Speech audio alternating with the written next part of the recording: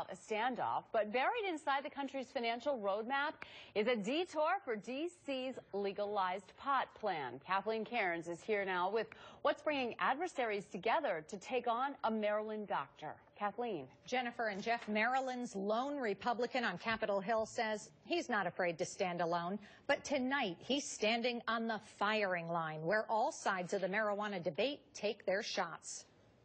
Why call it democracy? Why have us vote in the first place? D.C. residents are hot, even ones who voted against legalizing pot. Absolutely disagree with the way Congress has handled it. People who live in the district have long complained since Washington isn't a state, they don't have rights. I am ashamed of the leadership of this party. And with Congress overturning Initiative 70 legalizing marijuana, their argument turned from energized to exasperation. I am extremely angered.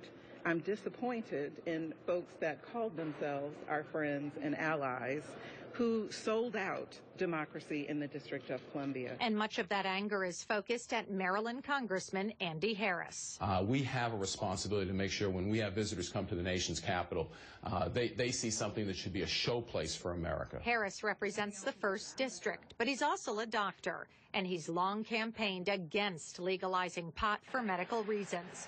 2 nights ago, while Harris was speaking at the Heritage Foundation, frustrated protesters interrupted him repeatedly. We don't know what the long-term health impact is for both adults, but especially for youth. Harris didn't let some hecklers derail his message, and he makes no apologies. In fact, he doesn't think Congress should stop at the district border. I think the federal government, the first thing they ought to do is they ought to enforce federal law. Federal law right now says that marijuana is illegal, and they should pay particular attention to any state in where there is spillover into underage users. There is a glimmer of hope for the pro-pot people. The language in the budget bill says no funding can be used to enact a law that would legalize the possession, use, or distribution of marijuana. But some in D.C. argue since the vote happened before this new budget bill, it's already the law of the district. Kathleen Cairns, Fox 45 News.